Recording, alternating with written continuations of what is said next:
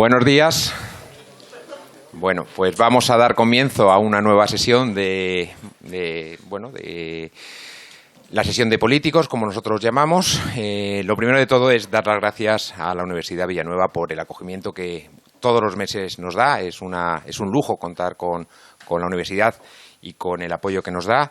Nos nutre de académicos y nos da un espacio, pues que es donde nos sentimos muy cómodos y muy contentos.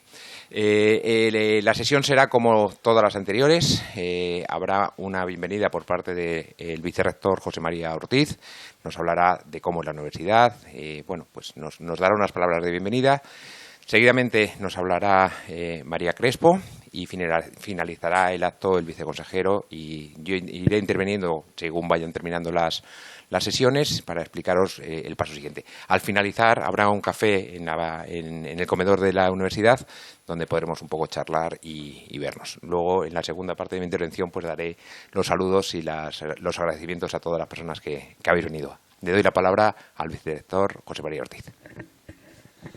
Bueno, yo solo un minuto para no retrasar. Muchísimas gracias por venir, y para nosotros es un placer organizar actividades de ese estilo. Yo quería destacar, todo ya con la experiencia de las anteriores que hemos tenido, la universidad siempre es un lugar donde se busca la verdad y el bien, ¿no? Entonces, y en principio de modo desinteresado. Es muy parecido a lo que llamaríamos familia, es decir, tenga la estructura jurídica, histórica que queráis, todo ser humano necesita un hábitat, un ámbito en el que ser tratado incondicionalmente, como rodeado de tus incondicionales, gente que apuesta por ti, gente que te quiere por lo que eres y no por lo que tienes o por lo que haces, que siempre te perdona, que siempre te da otra oportunidad. Eso jurídicamente se puede estructurar históricamente de muchas maneras distintas, pero ese es el núcleo familiar que todos necesitamos. Y la universidad también aspira a ser un lugar donde pues pacíficamente se comparta las opiniones, lo que uno piensa, y pues a mí siempre me llamó la atención en foros de este estilo. En la vida he organizado también con empresarios, me acuerdo en ocasiones que organicé pues un foro cuando empezó la Comisión Nacional de Mercado de Valores, pues a hablar de los temas de delitos financieros más complicados. En los años 2000, a principios de los 2000, me acuerdo que reunía a los directores de banca de inversión y de mesas de mercado de capitales de los 10 bancos más importantes del país, y me dijeron una cosa que me llamó mucho la atención. Me dijeron: qué bien que has organizado esto, porque es el único ámbito en el que hemos podido hablar con confianza sin tratarnos como malditos competidores, ¿no? Entonces dije, salvando las distancias, yo creo que este es un ámbito muy bonito en el que pues podéis hablar sin prensa delante, ¿no? En fin, por poner un ejemplo así fácil de entender, ¿no? No se trata no hace falta quedar bien ni quedar mal, se trata de compartir opiniones que os ayuden después en vuestra tarea, que tan importante es para todos, ¿no? Entonces, y luego quiero agradecer muy especialmente a los dos ponentes de hoy, porque el tema es muy jugoso, ¿no? Es de esos que tocamos tierra, ¿no? A ver, qué políticas económicas, de empleo, fiscales se pueden hacer para favorecer a las familias. Bueno, pues muchas gracias, José María. Yo quiero agradecer a todas las personas que han hecho posible que este acto se dé hoy, ¿no?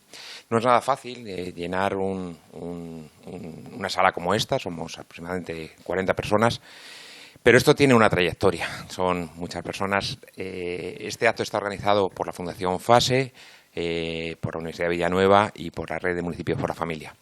La Red de Municipios por la Familia nació hace bastantes años con un único objetivo, que era la formación de concejales en el área de familia. ¿Por qué la formación de concejales? Pues porque siempre hemos pensado que la soledad del concejal en su área de gobierno es grande, ¿no? Y el concejal es el político más cercano a la sociedad. Y esa formación que necesita el concejal es la que queremos dar con estos cursos. El concejal o todas las personas que estén de una manera u otra relacionadas con la familia deben ser personas que conozcan muy bien el área que manejan, ¿no? Entonces pensamos que con la universidad tiene multitud de informes, multitud de datos, multitud de investigación y conoce muy bien los problemas reales de las familias. Entonces dijimos un acuerdo con la Universidad Villanueva para que nos pueda formar en cuáles son los problemas reales de las familias desde el punto de vista académico. Porque es verdad que las universidades, aun teniendo informes francamente buenos, pues les falta ese punto de darlo a conocer. Y yo creo que es un área estupendo dar a conocer esos informes, todo ese conocimiento que ellos tienen a través de los concejales. La Fundación FASE, que es de la cual yo soy director, pues es una fundación que está preocupada por la resolución de problemas dentro de la familia, ¿no? La sociedad del acrónimo es Familia, Sociedad y Empresa. Y todo lo que tenga que ver con la familia, pues es donde interviene la Fundación FASE. Está José Ignacio, que es el vicepresidente de la Fundación, al que le agradezco muchísimo que haya estado, grandísimo vicepresidente y gran amigo. En la Fundación FASE, pues todo lo que tenga que ver con la familia, ahí estamos. Detectamos los problemas e intentamos solucionarlos. Pero lo que hoy nos interesa es que los concejales, los políticos, las asociaciones que hoy estáis aquí, os sea útil. Tenemos el único objetivo de que la familia se vea apoyada a partir de vosotros. Hay gente que empezamos, yo creo que la Fundación empezamos, Ángel, hace 2012, ¿no? 11 años, 12 años ya, ¿no? Y está Susana, está Alberto, está Cristina, está muchísima gente que sin ellos, está Conchita, veo caras amigas a las que agradezco que sigamos viéndonos, que sigamos apoyando y que, insisto, el único objetivo que tenemos desde estas sesiones es que os sean útil, que conozcáis los verdaderos problemas que tienen las familias y que luego, en un pleno, lo podéis utilizar, en una moción lo podéis utilizar y que la familia, insisto, es lo más importante que tiene nuestra sociedad. Si algo nos caracteriza a todos los que estamos ahora mismo aquí, es que todos somos hijos, con lo cual somos familia. Esa defensa de la familia es lo que nos diferencia del resto de países y nos hace a la sociedad española y en concreto a la madrileña a ser como somos. También quiero agradecer a otras fundaciones, la Fundación SAMU, que vienen desde Sevilla para escucharnos en nuestros temas, bueno, escucharme a mí, ¿no?, para escuchar al viceconsejero y escuchar a María. Y bueno, pues es el momento de María. María es una profesora, yo la conozco hace años, ella ha sido también, viene de la política, porque ha sido diputada en Cortes, ¿no?, en Castilla y León. Ha estado, seguramente conozcáis, una librería famosa en Madrid, la librería Troa, ha sido consejera delegada. Ha sido investigadora en la Fundación, es un think tank, Fundación Civismo, y actualmente pues es profesora titular de Hacienda Pública en la Universidad de Alcalá. Sin más, María, tienes la palabra.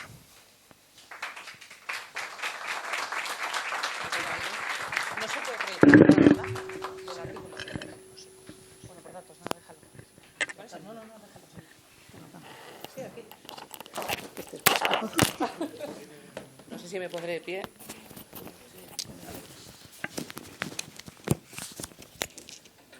Yo creo que si me siento se oye, incluso sin micrófono. Bueno, muchas gracias a la Universidad Villanueva.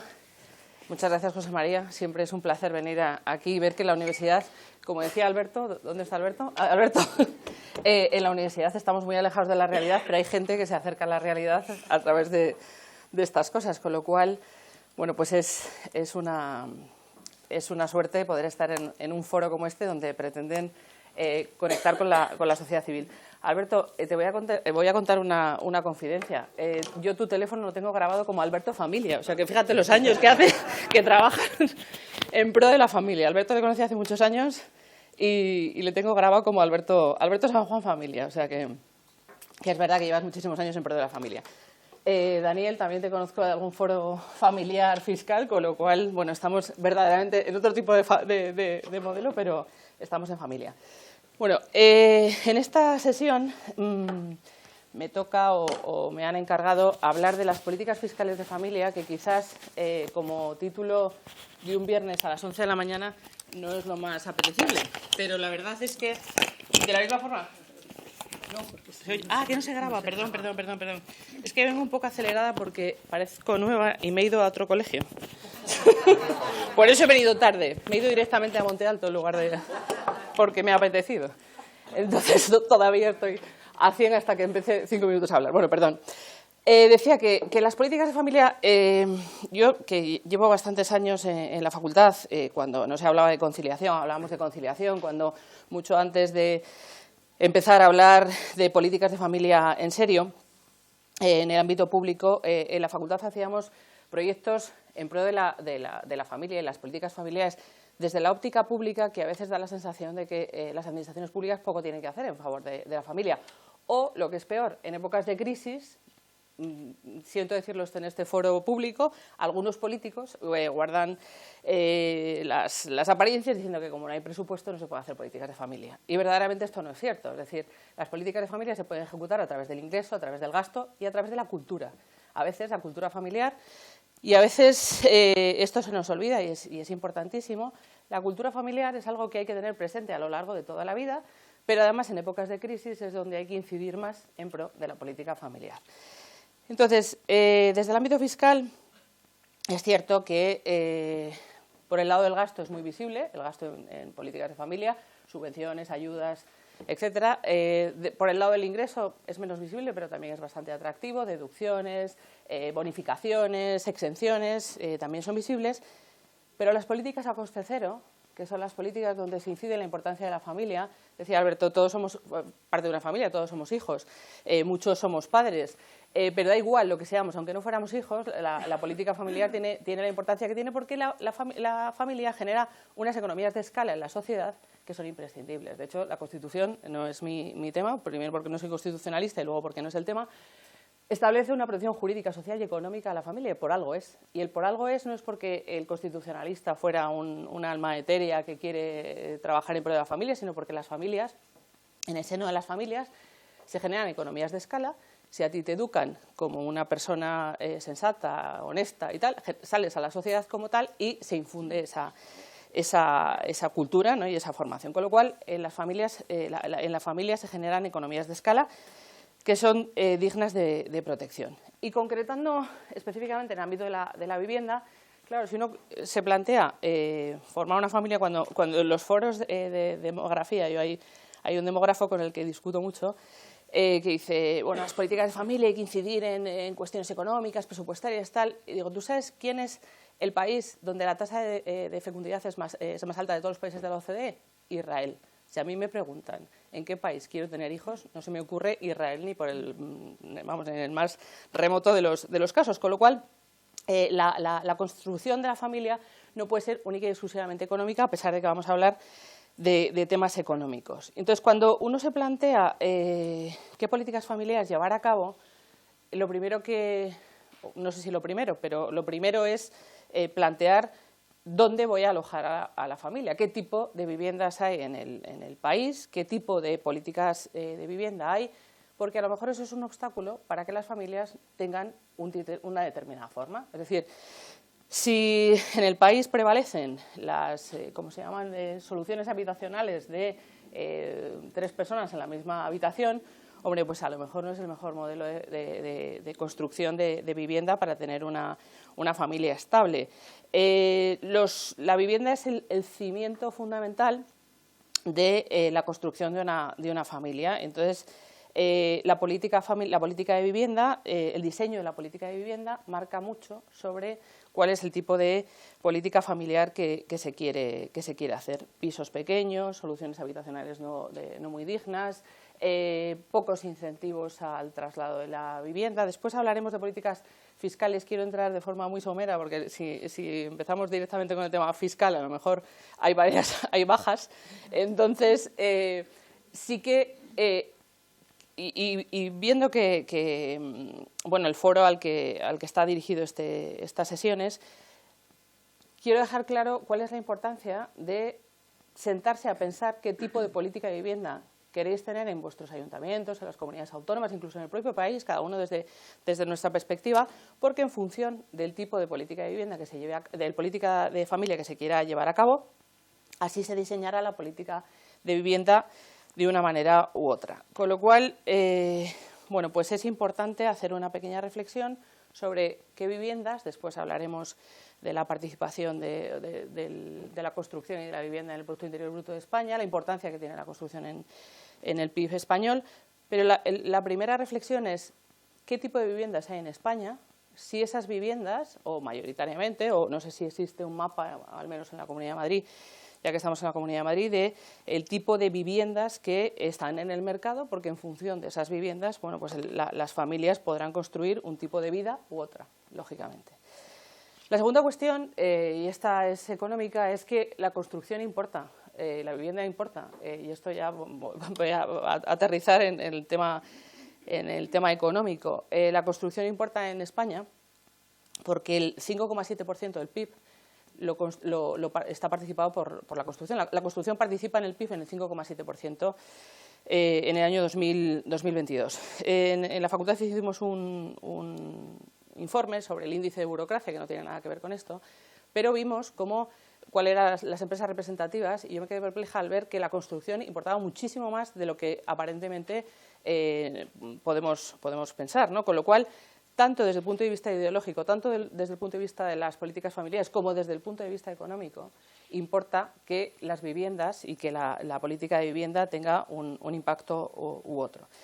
Así que tanto desde el punto de vista de la política de familia como desde la propia macroeconomía, la vivienda es un tema a tener en cuenta. La segunda cuestión que me planteaba es que ¿qué se persigue? ¿Qué se persigue con la política familiar de vivienda? Se persigue una emancipación temprana para que, dar alguna solución a los problemas demográficos. Se persigue un cambio en el modelo social. Después de la pandemia, de repente todos los urbanitas hemos descubierto que existe el campo y que se vivía mejor en aquellos meses en el campo que en la ciudad. Entonces, a lo mejor lo que se persigue es un cambio del modelo social.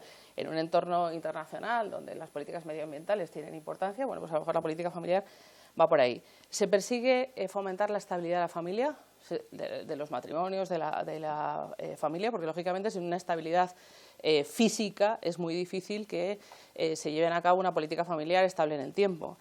Se persigue que las familias sean amplias, porque a lo mejor tenemos un problema demográfico como lo tenemos, que ya no solo es un problema de seguridad social o de pensiones, sino que es un problema de envejecimiento de la población, ¿no? del envejecimiento de la sociedad. Se persigue impulsar la conciliación de la vida personal y familiar, es decir, en la política familiar en torno a la vivienda se pueden perseguir líneas estratégicas, que eso es lo que el político en el ayuntamiento, el concejal, el presidente de la Diputación, la presidenta de la comunidad autónoma, incluso el presidente del gobierno se tiene que plantear qué es lo que quiere. Y no voy a decir que eso debe estar especificado en el programa electoral, pero si no lo está, la persona que tiene que ejecutar las políticas de vivienda tiene que plantearse los fundamentales, que es esto, ¿no? Una vez que en ese diseño de la política pública de familia en torno a la vivienda, el gestor público tiene claro qué es lo que quiere, evidentemente no se puede abordar todo a la vez, pero en el plan estratégico, igual que las empresas tenemos planes estratégicos, pues en los ayuntamientos y en las comunidades autónomas y en el Estado central se debería tener un plan estratégico y no ir a golpe de medio de comunicación, ¿no? Una vez que se ha planteado, que en vuestras entidades planteáis qué tipo de políticas se persiguen, la siguiente cuestión es qué instrumentos se tienen. El instrumento, evidentemente, el más evidente es el presupuestario. Como decía al principio, las políticas de gasto son quizás las más lucidas, ¿no? Porque se anuncia que vamos a ofrecer una subvención a los menores de 25 años y les vamos a comprar la vivienda. Pues eso es muy lucido, pero evidentemente las políticas de gasto tienen el límite del propio presupuesto, con lo cual no pueden ser infinitas.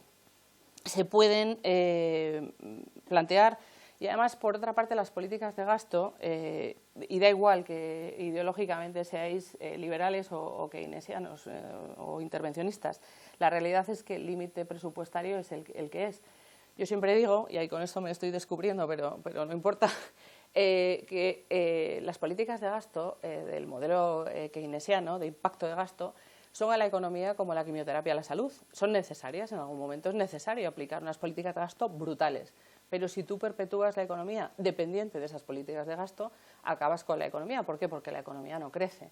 Con lo cual, bueno, no quiero decir, vamos, acabamos de pasar una pandemia espantosa, que si no hubiera sido por una política de gasto brutal, pues nos habríamos muerto casi todos, ¿no? Pero esas políticas de gasto siendo necesarias en algún momento, si se perpetúan en el tiempo y si acostumbras a la población a que esté esperando esas políticas de gasto, es como si estás esperando a que toda la sociedad continuamente quiera más y más y más y más y más, con lo cual agotas las posibilidades presupuestarias y, por supuesto, agotas que el crecimiento de la sociedad y que tenga motor propio la propia sociedad. Es cierto que en el ámbito local no hay tantas posibilidades como en otros ámbitos, pero las políticas de gasto tienen el recorrido que tienen.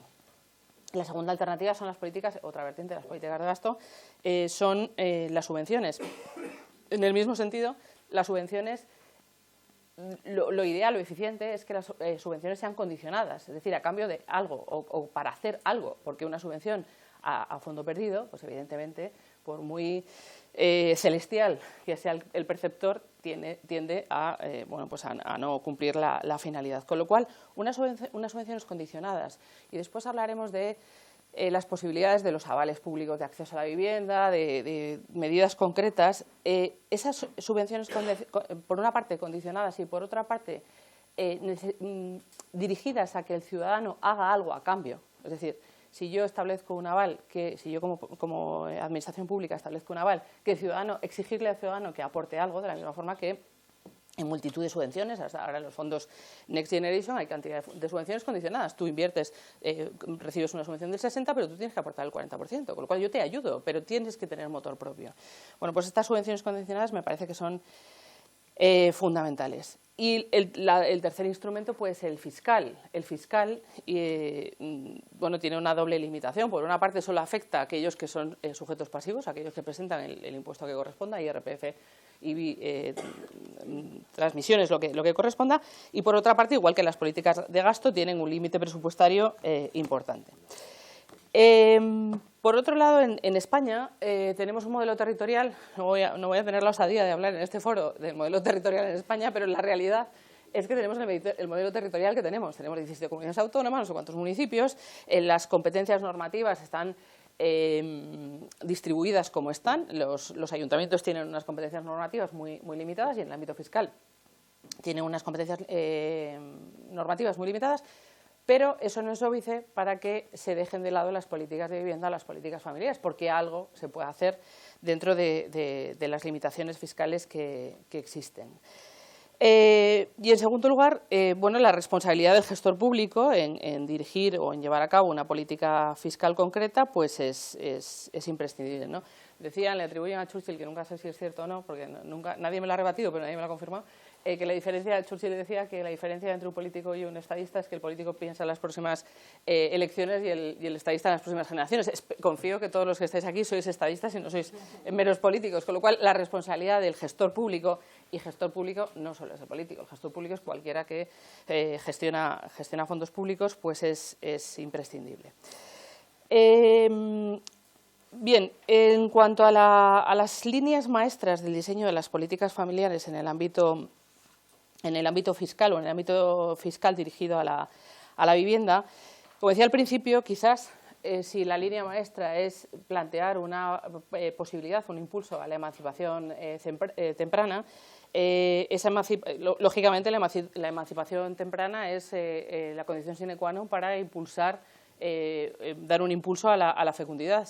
A nadie se le escapa que si una señora tiene hijos con 40 años, pues tiene poco recorrido, y si empieza a tenerlos con 25, pues tiene más. Con lo cual, la emancipación temprana, ya no solo, o las políticas de vivienda dirigidas a la emancipación temprana, claramente son unas políticas de familia que tratan de potenciar, luego cada uno en su libertad hará lo que le parezca, pero que trata de potenciar o poner en el disparadero para mejorar a las personas, para mejorar las tasas de fecundidad. Con lo cual, pues quizás esa puede ser una línea maestra importante. La segunda cuestión en el diseño de esas políticas es que, decía antes, los ayuntamientos tienen poca competencia normativa en el ámbito fiscal, pero algo tienen. Y desde luego en los ayuntamientos siempre se pueden presentar mociones para instar al Gobierno de la Nación, a la comunidad autónoma, etcétera, a llevar a cabo políticas de familia, con lo cual, a lo mejor es tener la cabeza y el corazón un poco duro cuando tienes tus ayuntamientos diciendo papá, papá, papá, quiero esto, esto, esto, esto, y haces oídos sordos. Puede ser, porque la vida es así de rica, pero cuando los ayuntamientos instan en una determinada dirección, pues a lo mejor la comunidad autónoma o el Estado central sí que hace ciertas actuaciones. Y aquí quiero poner de manifiesto algo de lo que después hablaré, cuál es el sistema tributario en el que se puede incidir para que la política de vivienda pueda hacer política de familia. Y fijaros, nos viene a la cabeza el IRPF, después repasaremos sobre las cosas que se han hecho bien, las cosas que se deberían haber hecho mejor y las cosas que están por hacer. Pero el IRPF es el primero que nos viene a la cabeza. La vivienda está tributamos excesivamente en la vivienda por la diversidad de impuestos que recaen sobre ella, pero después hablaremos sobre ello. El IRPF, el IVA en la primera transmisión de vivienda, el impuesto sobre transmisiones patrimoniales, sin olvidar no solo transmisión patrimonial onerosa, sino acto jurídico documentado, el IBI en el ámbito local, que es el que os afecta directamente, y por supuesto el impuesto sobre el incremento del valor de los terrenos de naturaleza urbana, la que conoce todo el mundo como plusvalía, donde se puedan hacer políticas fiscales de familia. Decía que la vivienda hay una sobreimposición en la vivienda, y vamos a hacer un pequeñísimo ejercicio sin deprimir. Luego, José María, en lugar de café nos tendremos que ir a tomar un vino, porque después de esto veréis cómo, socorro, no quiero tener vivienda ni mía ni propia, ni del vecino. Vamos a hacer un pequeño, porque claro, esta era mi misión, ¿no? Ver cómo tenemos la fiscalidad de la vivienda y qué se puede hacer sobre esa fiscalidad de la vivienda, ¿no? Si yo adquiero una vivienda, lo primero que tengo que hacer es, bueno, primero tener liquidez y hablar con el banco a ver si me ofrece esa liquidez, pero se soporta en la adquisición de vivienda, si es primera adquisición IVA, y si es una segunda o ulteriores adquisiciones, transmisiones patrimoniales. En IVA poco podemos hacer, pero bueno, podríamos hacer más, pero en transmisiones patrimoniales, en el impuesto de transmisiones patrimoniales, se puede hacer muchísimo en el ámbito autonómico que después veremos. Esto en el momento de la adquisición. En el momento de la titularidad, cuando yo soy dueña de una vivienda, por supuesto, tengo que hacer frente al IBI en el ámbito local. Si la vivienda no es vivienda habitual y no la tengo alquilada, en IRPF tengo que soportar el 2%, el 1,1% si el valor catastral está revisado, por una imputación de renta. Realmente, yo cuando empecé en la facultad, mi maestro era Manolo Lagares, que bueno, era un pupilo de Enrique Fuentes, de Enrique Fuentes Quintana, y siempre discutía con él, pero bueno, ¿por qué esto se mantiene? El 1%, el 2% del valor catastral de una vivienda, encima de que no la tengo alquilada, encima de que a lo mejor lo único que tengo son gastos, no es un incremento de capacidad de pago. Entonces, ¿por qué existe todavía esa imputación de rentas del 2% del valor catastral de una vivienda que a lo mejor, no quiero ser políticamente incorrecta, pero a lo mejor la tengo hasta ocupada y me genera unos gastos que no solo no me está generando riqueza? Bueno, pues si tengo una vivienda que no es vivienda habitual y no está alquilada, tengo que soportar el 2% o el 1,1% si en el ayuntamiento está revisado el valor catastral. Si tengo la fortuna de tener obligación, digo fortuna porque quiere decir que tengo fortuna, no que tenga suerte, de presentar impuestos sobre el patrimonio, y en la comunidad autónoma no está exento, incluyo la vivienda. Si es habitual, tiene un mínimo exento, pero si es otra vivienda, incluyo en mi declaración de impuestos sobre el patrimonio este valor. Con lo cual, por tener una vivienda ya he pagado 3 impuestos, nada más que por la titularidad. Si la transmito, en la transmisión vuelvo a tributar en IRPF por la ganancia patrimonial que surja, entre la diferencia entre el precio de adquisición y la venta. Aquí quiero hacer un inciso, por si acaso después no hablamos de esto. Hubo un momento, y esto se modificó en el año 95, que la transmisión de los inmuebles, igual que las ganancias patrimoniales que surgían de la transmisión de cualquier tipo de inmuebles, acciones que cotizan, que no cotizan, inmuebles, todo tipo de transmisiones, tenían unos coeficientes correctores. De tal forma que por el número de años que permanecía ese inmueble en tu patrimonio se iba reduciendo. En el caso de la vivienda, el 11,11. En el año 95 esto desapareció, o 96 en concreto, y claro, es una forma de desestimular el ahorro. ¿Por qué? Porque a ti te da igual venderlo hoy que pasado mañana. Si tú tienes un estímulo a que cada año que permanece tu vivienda en tu patrimonio te descuentan un 11,11 de la ganancia, de la plusvalía que surge, o sea que la cantidad es importante, y pasados 10 años esa ganancia patrimonial está exenta, pues es un estímulo al ahorro importante. ¿Y por qué traigo aquí a colación el estímulo al ahorro? Bueno, pues porque el ahorro es otra política indirecta de familia. Es decir, si tú tienes una capacidad de ahorro X, podrás forjar un futuro y podrás tener una estabilidad en el futuro, ¿no? Con lo cual, la transmisión por la ganancia patrimonial que surja en la vivienda, tributamos, además, no quiero entrar en disquisiciones muy técnicas, pero además había otro estímulo que era la actualización del precio de adquisición. Es decir, si yo compré en el año 80 no, porque no habíamos nacido ninguno, pero si compraste en el año 80 tu vivienda, por cada año que pasara la permanencia de tu vivienda en tu patrimonio se iba actualizando en función de la inflación. Eso también ha desaparecido, con lo cual, bueno, pues son pequeñas políticas de familia que han ido, políticas que estimulan el ahorro y que estimulan la permanencia de una vivienda que han ido desapareciendo. Bueno, pues seguimos con la transmisión de la vivienda. Ya hemos transmitido la vivienda, hemos pagado ganancias patrimoniales en IRPF que se acumulan en nuestra declaración de la renta. Es decir, que si tu tipo de gravamen marginal es del 30%, esa ganancia patrimonial va al 30%. Con lo cual, bueno, pues la tributación es importante. Y, por supuesto, en el ámbito local se tributa por la conocida como plusvalía, el impuesto sobre el incremento del valor de los terrenos de naturaleza urbana. Con lo cual, por la ganancia patrimonial estamos tributando dos veces. Una en el ámbito estatal y otra en el ámbito local. El mismo sujeto pasivo en el mismo periodo impositivo por el mismo concepto, esto la Ley General Tributaria la define como doble imposición y bueno, pues ahí está, ¿no? Quiero hacer también otra precisión, no solo por el foro que tenemos, y es que el ámbito local es la cenicienta de los tributos. ¿Por qué es la cenicienta? Porque por una parte el ámbito local no tiene capacidad normativa. Yo siempre digo que gracias a Dios, porque como tuviera capacidad legislativa los ayuntamientos ya nos podíamos morir, pero bueno, nos podíamos morir los contribuyentes. Pero, por otra parte, cada vez se está cediendo, o sea, no os tengo que explicar a vosotros cuál ha sido la política de cesión normativa en los tributos como consecuencia de la cesión de los gastos. Cada vez tenéis que soportar más gastos en el ámbito local, no tienes capacidad normativa, con lo cual, bueno, se murió la gallina de los huevos de oro, siento decirlo así, que era el ICIO, con lo cual, bueno, pues de alguna forma hay que financiar y hay que cuadrar los presupuestos. Pero lo cierto es que, o por un lado o por otro, hay que solucionar las dobles imposiciones que existen sobre la vivienda. Si no puede ser en el ámbito local, porque los ayuntamientos tienen que subsistir, tendrá que establecer una deducción, una modificación, una bonificación, el IRPF, cuando se producen el IRPF o el impuesto estatal que corresponda cuando se producen esas dobles imposiciones, ¿no? Bien, pues visto cuál es el panorama que tenemos cuando tenemos que tributar, cuando somos tan afortunados de tener una vivienda, ¿qué pasa cuando esa vivienda es la vivienda habitual? Cuando la vivienda es habitual y realizar la transmisión, es verdad que existe un beneficio, que es la exención la exención de la ganancia patrimonial derivada de la transmisión, limitada a 4 años.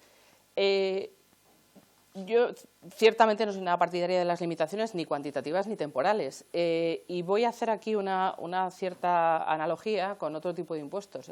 En sociedades, por ejemplo, en el impuesto sobre sociedades, estas limitaciones temporales, pues de compensación de bases imponibles negativas, de compensación de gastos financieros, etcétera, en los últimos años han desaparecido. Es decir, tú puedes compensar bases imponibles negativas hasta que la empresa desaparezca. ¿Por qué en sociedades se ha sido tan laxo? Bueno, sí sé por qué, pero la crítica es si en sociedades se ha sido así de laxo, en el ámbito temporal, no en el cuantitativo, ¿por qué en la exención por reinversión de vivienda habitual no se es igual de laxo? ¿Por qué se establecen los 4 años de limitación para reinvertir? A lo mejor en 4 años no has encontrado la casa de tu vida, ya has estado viviendo de alquiler, o en esos 4 años has tenido 3 hijos y la casa que tenías ibas a comprar por 80 metros, ahora necesitas una de 120 porque no tienes dónde meter a los niños. Bueno, la vida puede ser tan rica como para que el limitar a 4 años las posibilidades de reinversión, cuando en otros impuestos esos límites temporales se han levantado, pues es un poco anacrónico, ¿no? Después entraremos, que por eso quería proyectarlo, lo que pasa es que yo creo que os pueden pasar el artículo. Esto ha surgido de un volumen colectivo que hemos publicado, donde hay yo recogí las distintas deducciones que existen en las comunidades autónomas. ¿Voy mal de tiempo? No, no, porque es que si no, como cada uno va a mirar Murcia, el otro, el de Sevilla, va a mirar Andalucía, tal, quiero ir rápido porque hay muchísima materia, entonces yo creo que es mejor que se lo repartáis, porque son 20 folios, o sea, entonces el de Murcia que mire Murcia hasta arriba y el de Sevilla que mire Andalucía. Me parece que es mejor, ¿no? Que sí, ahora lo traía para parar, pero es que si no, no avanzamos. Bueno, iba a decir infinidad no tiene nada. Las poquísimas deducciones de vivienda que existen en el ámbito autonómico, es verdad que hay que saber cuál es el entorno en el que vivimos, ¿no? Que es el pro medioambiental. van dirigidas a políticas de eficiencia energética. Fenomenal la eficiencia energética, pero es que las circunstancias de las familias son tan diversas como las familias que hay en el mundo, con lo cual el limitar, y ahora veremos, el limitar cuantitativamente el importe de las deducciones. Es cierto que hay que limitarlas porque los presupuestos no son infinitos. El café para todos, o sea, no puede haber café para todos. ¿Por qué? Porque las circunstancias son distintas y yo llevo años diciendo, y en algunas comunidades, de hecho en la Comunidad de Madrid, no quiero hacerte la rosca, Daniel, pero lo habéis hecho bien en el ámbito de la educación, han introducido el concepto de renta fiscal familiar para la concesión de financiación de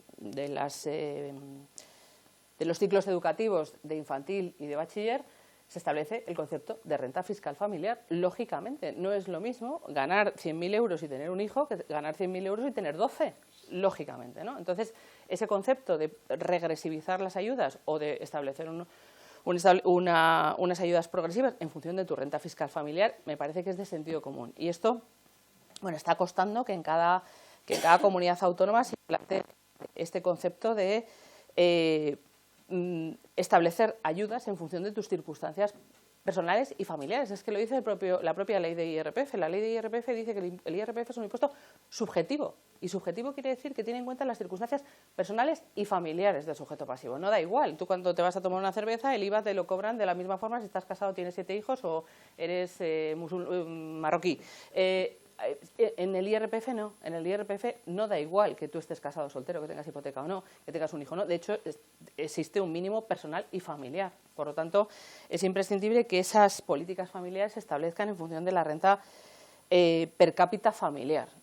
Se sumen todos los ingresos de la familia y se divida por el número de miembros, no tiene más, si es un cociente. Aquí no lo había traído a colación, pero sí que sí que quiero hacer referencia a que existen otros modelos que se trasladan o que se absorben o que se importan de otros países. Me ha venido a la cabeza por el splitting, que cuando se habla de políticas familiares se habla del splitting, ¿no? De tributar en función del número de miembros. Me parece que eso no encaja en España, ¿no? Pero sí que el establecer unas deducciones en función de las circunstancias personales y familiares que tienen las familias es absolutamente fácil y se puede llevar a cabo, y si en el ámbito educativo se ha llevado a cabo, pues en otros ámbitos también se puede llevar a cabo.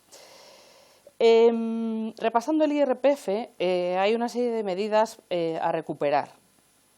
Y en concreto me voy a referir a la deducibilidad de los intereses por adquisición de vivienda habitual. Hasta el año 2013, todos los que en esta sala teníamos hipoteca, nos podíamos deducir, con un límite de 9.000 y pico euros, los intereses derivados de capitales ajenos para la adquisición de vivienda habitual.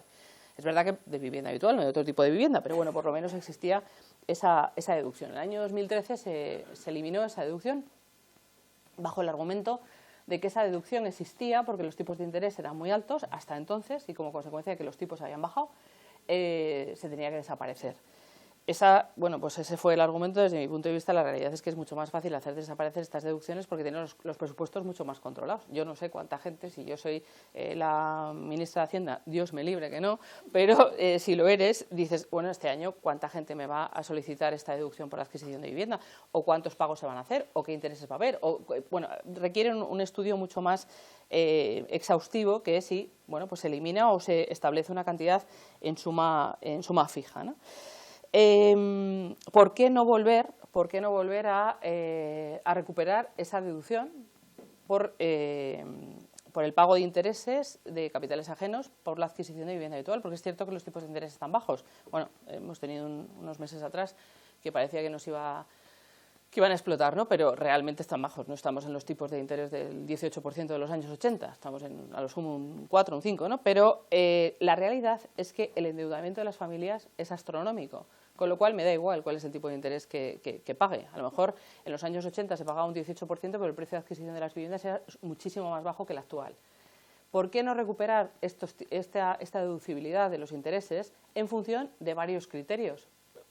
O mejor dicho, sobre la base de varios criterios. Primero, el endeudamiento que tenemos en España respecto a la adquisición de la vivienda, y después en función del precio de mercado de las viviendas. En el artículo recogía, que tengo aquí puesta la página, pero no me voy a entretener en ello, los precios de TINSA TINSA, que tiene cierta credibilidad en el mercado inmobiliario, sobre cómo han ido evolucionando los precios de la vivienda en distintas provincias, ¿no? A lo largo de, en toda España. Entonces no da igual comprar una vivienda en Madrid que comprarla en Villanueva de Alcardete. Por lo tanto, si se establece una posibilidad de deducción por adquisición de vivienda en función del ratio de endeudamiento que tú tengas, o mejor dicho, en función del ratio de endeudamiento que tenga el país, bueno, pues me parece que tendría toda la lógica esa recuperación, al margen de que los tipos continúen siendo bajos. Y, por supuesto, en función del ratio del precio de la vivienda y del endeudamiento del país. Siguiendo con el IRPF, que esta es una de las deducciones que desapareció y que desde mi punto de vista se debería recuperar, quizás, y esto solo lo conoce quien lo padece, existe una medida que yo no me canso de decir que es una medida antifamiliar y que debería desaparecer en el IRPF. ¿Qué me quedan? 5 minutos. Que es la presunción de onerosidad. Tú le alquilas una vivienda a tu hijo y hasta un pariente está de tercer grado y se establece la misma presunción de onerosidad que si realizas una operación con un paraíso fiscal, es decir, se valora valor de mercado. Con lo cual, ¿por qué? Porque tú le alquiles la vivienda, digo a tu hijo porque es lo más común. Si tú le alquilas la vivienda a tu hijo, ¿por qué se tiene que valorar ese alquiler como mínimo, como norma de valoración, a valor de mercado? Es una política claramente... Y esto, vuelvo al principio, es más de cultura, más que una cuestión económica o fiscal, es más de cultura de la sociedad. Al alquilar a un pariente están tratándote, bueno, pues como un presunto defraudador, porque como mínimo tienes que tributar por el valor de mercado, ¿no?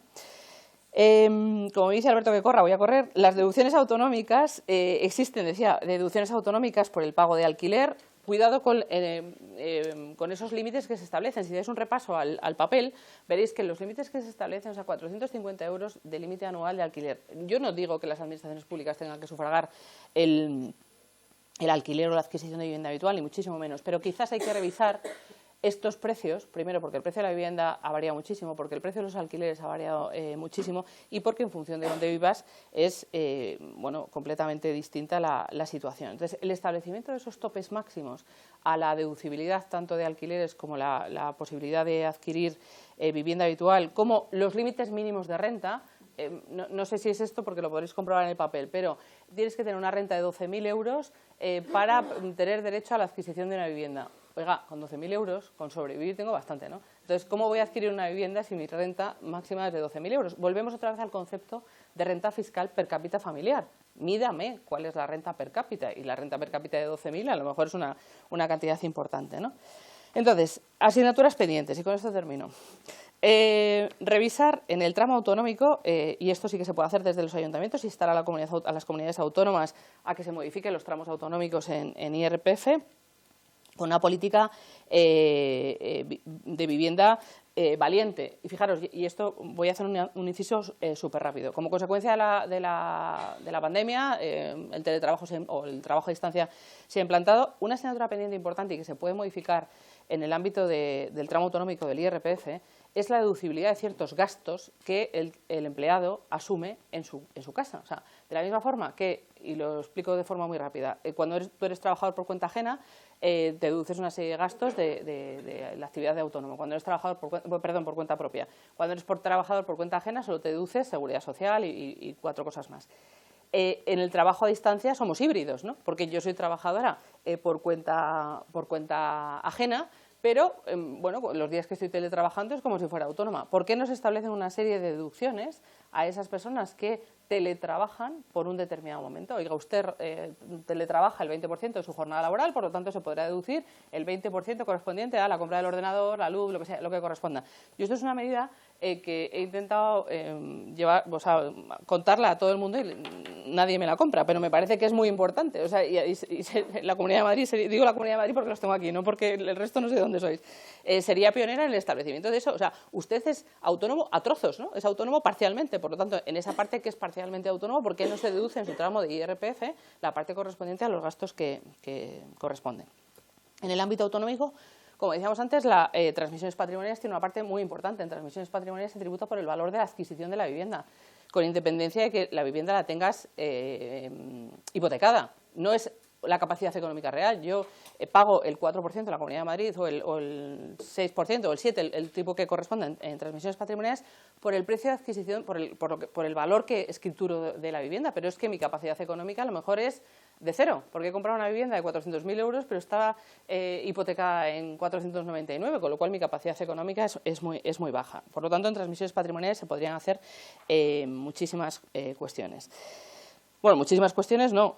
Bonificar la adquisición de la vivienda habitual en determinadas franjas de renta. Criterios de renta per cápita, como decía antes, y bueno, por último, la cuestión de los avales. Decía al principio, si la política familiar, la política de vivienda familiar, lo que se pretende es instar a la emancipación temprana, pues quizás lo que hay que conocer es cuál es el panorama de ahorro de España. El problema que tenemos, o que hemos tenido todos cuando hemos sido jóvenes, es esa primera inversión que, como no tienes capacidad de ahorro, no puedes acceder a esa entrada.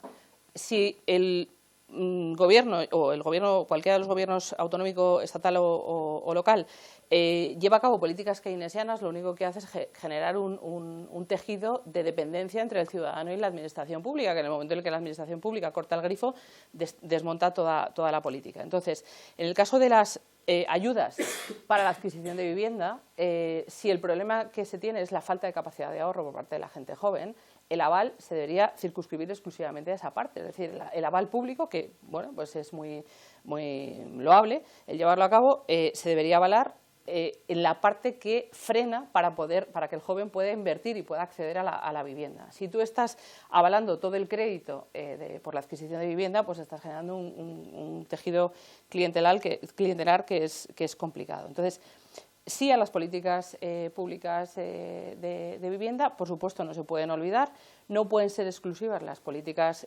tributarias y, bueno, en definitiva, hay mucho que hacer en todos los ámbitos, en estatal, en autonómico, en el local y en el personal, porque todos tenemos la posibilidad de hacer una política pública o privada de familia. Y nada más, muchas gracias y no sé si hay turno de preguntas. Vale.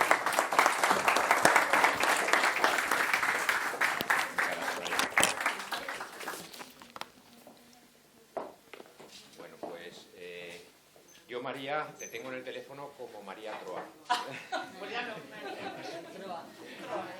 Troa. Eso quiere decir que nos conocemos por lo menos desde el 2014. Por lo menos. No entres en profundidades. Efectivamente, has dado una ponencia que a mí me ha parecido espectacular, pero todo hogar necesita una vivienda y efectivamente si no hay medidas adecuadas para que la familia pueda empezar por la vivienda, pues no hay familia. Pero más importante que una vivienda es tener un buen trabajo, como siempre he oído, un buen trabajo que te permita pagar esa vivienda, ¿no? Eso es lo importante y en la Comunidad de Madrid siempre se ha dicho que no se quiere personas subvencionadas, sino personas libres que tengan un buen trabajo para que puedan hacer con su dinero lo que quieran. Y que sean trabajos lo suficientemente bien remunerados como para poder comprarte una vivienda, dos o las que libremente quieres. Y hoy tenemos con nosotros un viceconsejero que es un lujo. Es Daniel Rodríguez Asencio, es licenciado en Economías por la Universidad de Valladolid y máster en Mercados Financieros. Ha desarrollado su carrera profesional como gestor de proyectos estratégicos en Telefónica y como analista económico en distintos proyectos de corporate finance y captación de fondos. En 2019 se incorporó a la Administración Regional como asesor económico del Gabinete de Presidencia de la Comunidad de Madrid y además ha sido profesor de macroeconomía en la Universidad de Valladolid. Desde julio de 2023, esta última legislatura, es viceconsejero de Economía y Empleo de la Comunidad de Madrid. Si algo hay que destacar, Madrid destaca en casi todo. La verdad que es ejemplo y modelo a seguir, no solamente nacional, sino internacionalmente. Pero si por algo destaca, Daniel, es por la economía y por el empleo. Muchísimas gracias, Daniel. Tienes la palabra. Al final.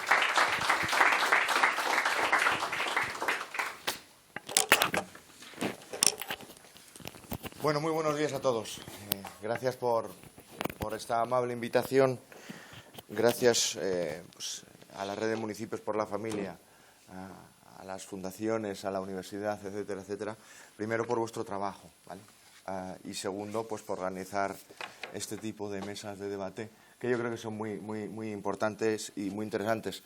Va a ser difícil aportar más a la explicación anterior, ¿no? Pero bueno, vamos a intentarlo. Yo le he pedido a Alberto que me pase el listado de asistentes porque por lo que veo sois todos concejales, digamos, o personas relacionadas con la política o con la influencia política y por lo tanto sois líderes de opinión o tenemos que aspirar a ser líderes de opinión. Así que a mí me vais a permitir centrar la primera parte de esta pequeña charla, que no me queda mucho tiempo ya, en lo que yo creo que es importante, que es que la gente hable de familia. Cuando decimos asignaturas pendientes para una política económica centrada en la familia, muy fácil, una política centrada en la familia, ¿vale? Quitando la palabra económica.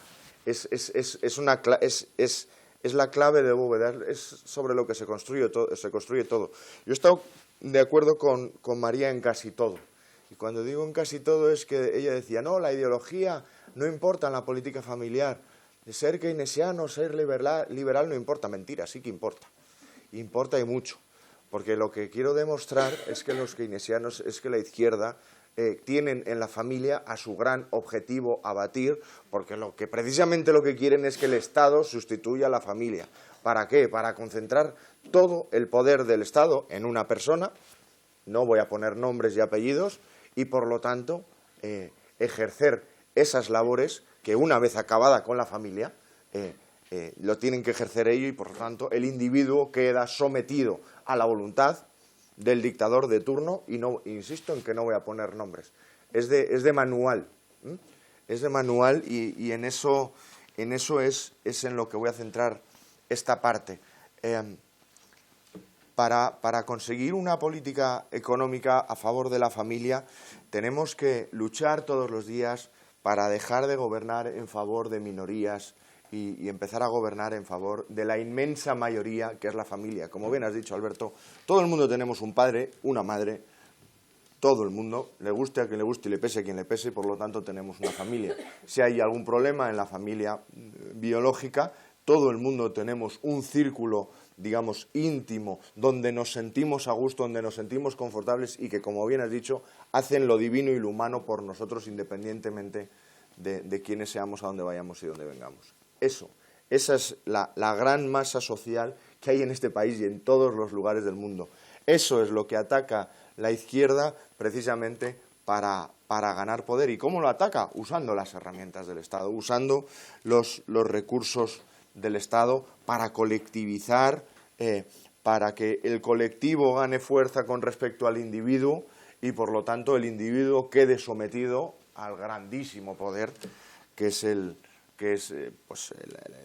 líder estatal de turno, sea la forma que sea. A mí me hace mucha gracia esta nueva, ola woke, ¿no?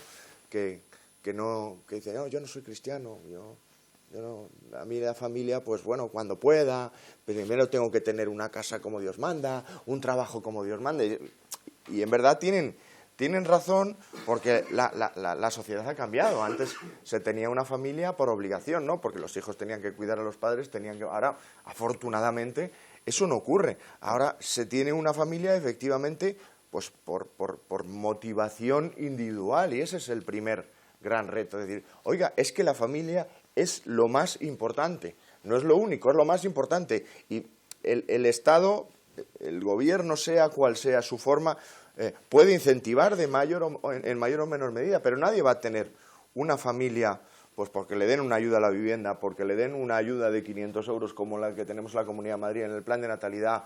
Yo voy a tener una familia por principios, porque quiero dejar un legado y porque quiero construir pues eso, un modo de vida, una forma de ver la vida. Y para tener una familia con principios, la economía es fundamental. Una de las cosas en las que he estado de acuerdo con María es que efectivamente en un cubículo de 3 metros cuadrados no vas a tener 5 hijos. Y aquí cuando hablo yo con la izquierda de esto me dicen, no, pero los ricos tampoco tienen 50 hijos. Claro, por eso lo importante es la clase media. Porque la política familiar más importante es la que emerge en esa clase media. ¿Cuándo ¿Cuándo ha surgido la familia en España? A principios de los 2000, cuando ha emergido toda la clase media que estamos en esta sala y toda la clase media que ha llegado a hacer de nuestro país la octava potencia mundial.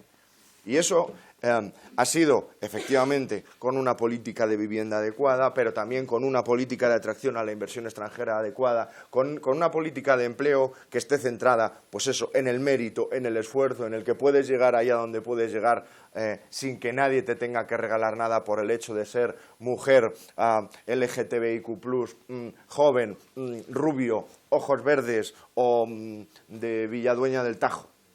Solo por tu mérito y por tu esfuerzo, con una política económica, no sé quién lo ha dicho, orientada al ahorro, a decir, oiga, es que usted durante una fase de su vida tiene capacidad de ahorrar y debe de ahorrar para que cuando llegue otra fase de su vida en la que no tenga esa capacidad de ahorrar, pueda seguir manteniendo unos estándares de vida razonables sin depender del Estado, porque eso es el ahorro. Y entonces, todas esas patas, que insisto en el punto inicial, donde yo creo que la forma de afrontarlas es importante y un keynesiano o un intervencionista piensa precisamente lo contrario, son los pilares de la política familiar. El hecho de que yo quiera dejarle a mis hijos una vida mejor, una casa o una empresa o un dinerito ahorrado en un fondo de inversión, esa es la verdadera. Incentivar eso es una política familiar mucho más importante que, insisto, darle a los jóvenes un dinerito extraído a raíz de penalizar a quien quiere ahorrar en un fondo de inversión. Así que, claro, cuando a mí todos estos woke me dicen todos este tipo de cosas, digo, usted podrá ser creyente o no, y yo no entro ahí porque yo respeto a todo el mundo. Ahora, la civilización occidental se basa en los 10 mandamientos de la Biblia.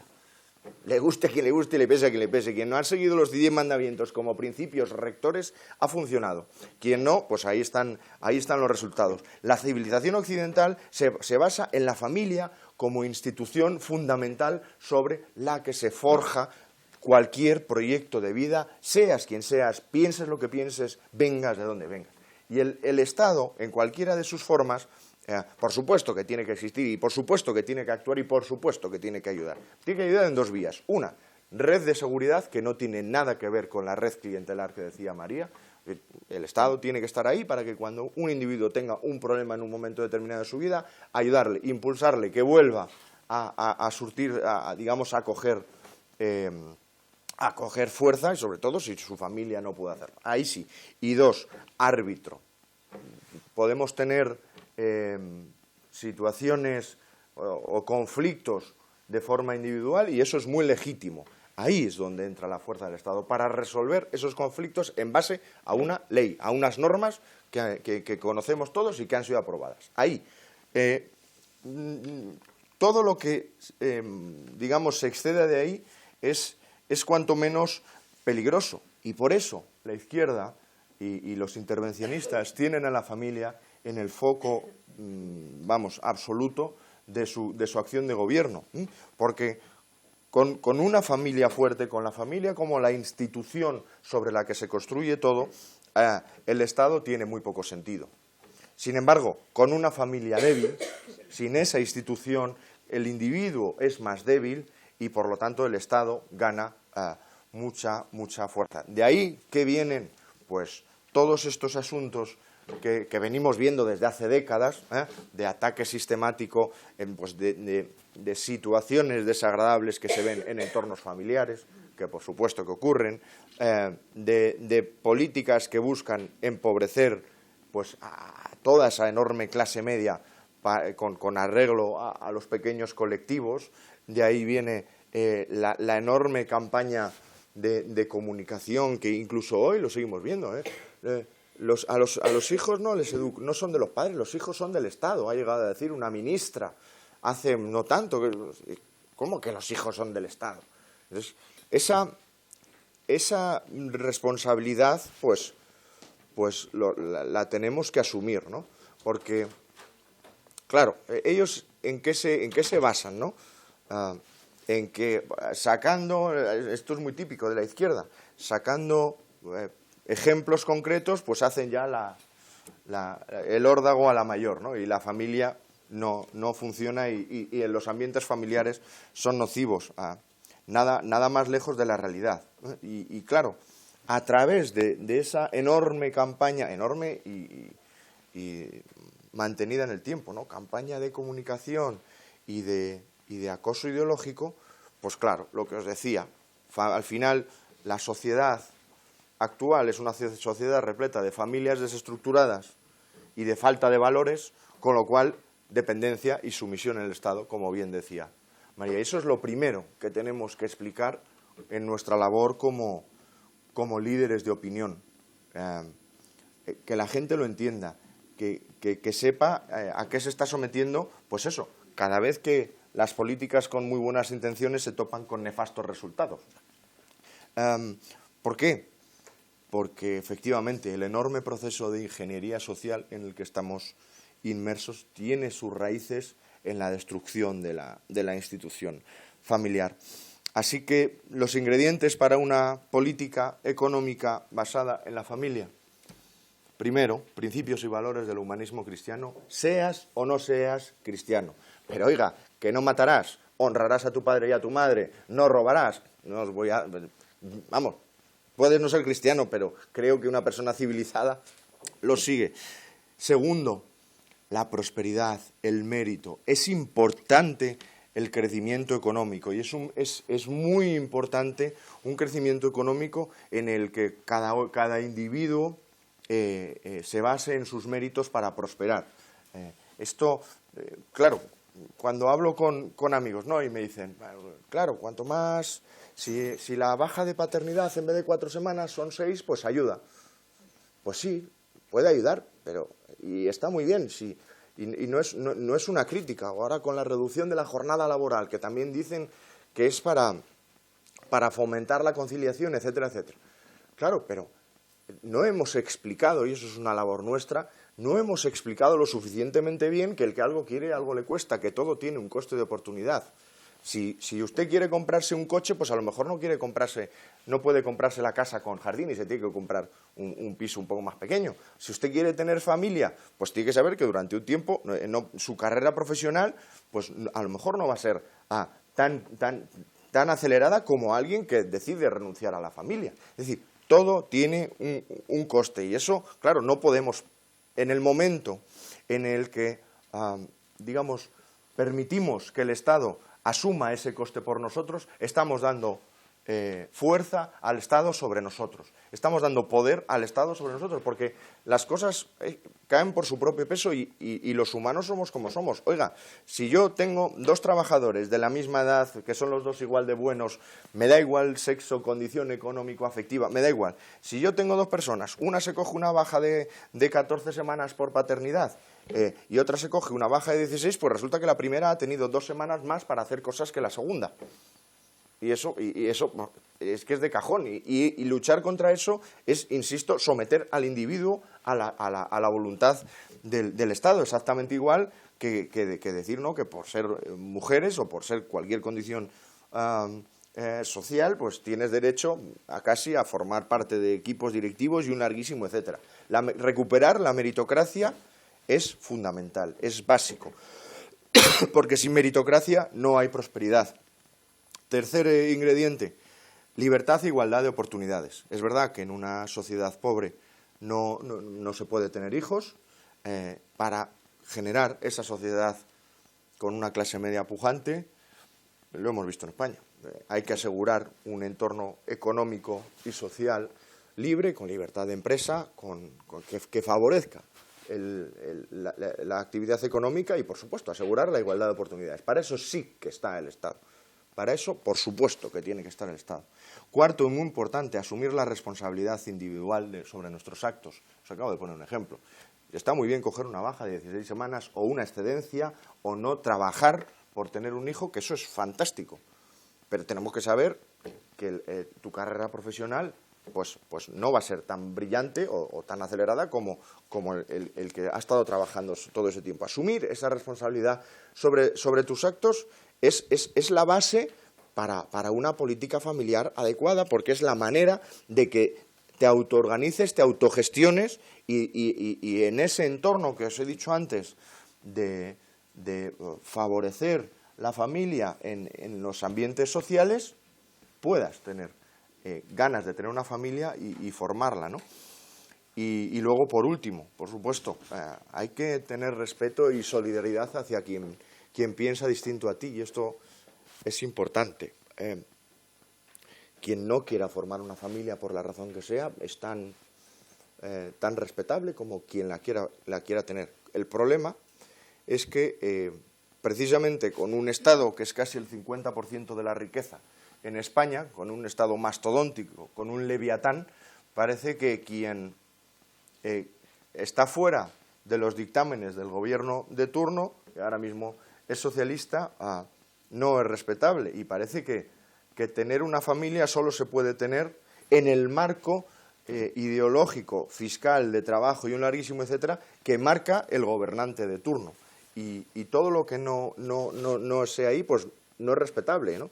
Y todas estas minorías parece que se organizan contra la inmensísima mayoría, que somos la familia. ¿Y por qué estos 5 principios que os acabo de decir son la base, insisto, para una política, quitamos económica, centrada en la familia? Porque esto es lo que hacen las grandes familias. En esto se ha construido la civilización occidental, que es la más avanzada de toda la historia. Nunca nadie antes había vivido tan bien como nosotros, digan lo que digan. Así que, como ya os he dicho, la izquierda quiere que el Estado suplante a la familia, y eso no podemos permitirlo, y ahora me vais a permitir dedicar unos minutillos, que tengo ya muy pocos, a bajarme a lo que hacemos desde la Comunidad de Madrid por familia. Primero, lo que hacemos por la familia es respetar todo lo que os acabamos de contar. Madrid es la región más libre de toda España, una de las más libres de Europa, la más próspera de España, una riqueza por habitante un 14% superior a la media europea, que no española. Digamos que se genera ese entorno para tener una familia. Y además, y por eso probablemente Madrid es la única región que va a crecer en población en los próximos años, 1 millón de personas hasta 2036, según el INE, y Madrid actúa como foco de atracción de gente de todo el mundo que viene a desarrollar aquí proyectos vitales. Es curioso ver cómo, una vez más, la región más próspera es la única donde la tasa de fertilidad, la tasa de natalidad, no voy a decir que va bien, porque mentiría, pero se mantiene. No va tan mal como en el resto del país. Más o menos estamos aguantando el envite, insisto, sabiendo que tenemos que mejorar. Y como tenemos que mejorar, como sabéis, en 2022 el anterior equipo de gobierno presentó un plan de fomento de la natalidad y de apoyo a la conciliación con 4.800 millones de euros entre 2022 y 2026. Entre ellas había medidas, efectivamente, para la vivienda, también había deducciones en el IRPF para quien cambie de vivienda como consecuencia de tener un hijo. Y bueno, en las competencias que a mí me tocan y que ya estamos implementando, estamos haciendo cosas importantes, como por ejemplo favorecer la contratación de personas que ayuden en el hogar a través de la Dirección General del Servicio Público de Empleo. Ya sabéis que hay un incentivo que te puede costear hasta el 60% del coste laboral de un empleado del hogar en función de la renta familiar, como bien decía María. También estamos ayudando especialmente a las familias que van a los servicios públicos de empleo, a las que se atienden de una forma especial, y estamos sacando adelante cosas que yo creo que son importantes, y también estamos poniendo en duda toda esa política ideológica que viene del gobierno de Sánchez, ¿no? Ayer mismo presentaba el balance de las líneas de incentivos para la contratación que tenemos en el Servicio Público de Empleo, y no sé si sabéis que hay 500 euros destinados, hay un incentivo de 500 euros adicionales a la ayuda, digamos, normal, si la persona contratada es una persona del colectivo trans. Bien, pues os informo de que hemos concedido 2, no un 2%, 2 incentivos de esos en todo el año. Para que os hagáis una idea, el total de incentivos han sido 15.000. Es decir, 15.000 personas han recibido esa ayuda de la Comunidad de Madrid y de las 15.000, 2, insisto, 2, no un 2%, 2 eran tras. Eso es un ejemplo de políticas que no funcionan, con muy buenas intenciones y que no funcionan. Así que, sin duda, los vamos a reorientar a la familia.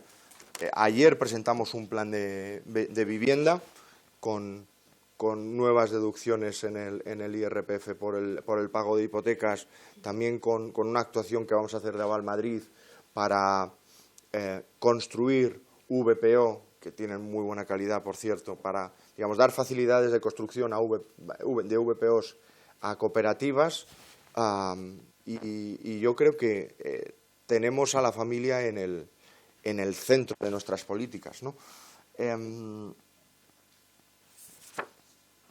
Entonces, claro, sobre la base de una economía fuerte, de una clase media pujante, con un pequeño estímulo, pues pensamos que vamos a ser capaces de dar la vuelta a la situación. Yo sé que muchos de los que estamos aquí, como somos políticos, tenemos que hacer algo, pero cada vez que tomemos una decisión tenemos que tener muy claro que vamos a conseguir nuestros objetivos, porque cualquier intervención de cualquier político supone, lo que os he dicho, intervenir la vida de la gente y tergiversar esas normas naturales que hay a nivel social. Esto la izquierda lo sabe muy bien y por eso pues llena de buenas intenciones el panorama nacional, ¿no? Cuando dicen, vamos a reducir la jornada, cobrando lo mismo. Yo no sé si eso es muy pro familia, porque o subir el salario mínimo interprofesional, ¿no? Que unos jóvenes no puedan acceder a un empleo laboral porque el empresario no le puede pagar, yo creo que eso va contra la familia. Nosotros, bueno, vamos a presentar en breves un plan de empleo juvenil, precisamente intentando, claro, no podemos actuar sobre la legislación, no podemos actuar sobre el SMI, lo que vamos a actuar es sobre la formación de los jóvenes, ¿no? Para intentar que pasen esa barrera. Pero, claro, todas estas políticas de buenas intenciones y nefastos resultados lo que hacen es minar la posibilidad de tener una familia. ¿Por qué? Lo que os he dicho, si somos pobres, si además tenemos desconfianza en las instituciones y si eres un colectivo vulnerable y no tienes un empleo, pues no vas a tener una familia. Así que, nada, yo acabo ya. Tenemos que tener claro que una familia no es enchufar a los tuyos en puestos a dedo, no es saquear al de al lado para dárselo a quien te interese. Una familia es mucho más que eso. Y el Estado, por mucho que la izquierda se empeñe, pues nunca va a poder proveer lo que la familia te provee. Así que ya sé que no he sido tan puntiagudo como María, pero bueno, espero que os haya ayudado a articular el discurso.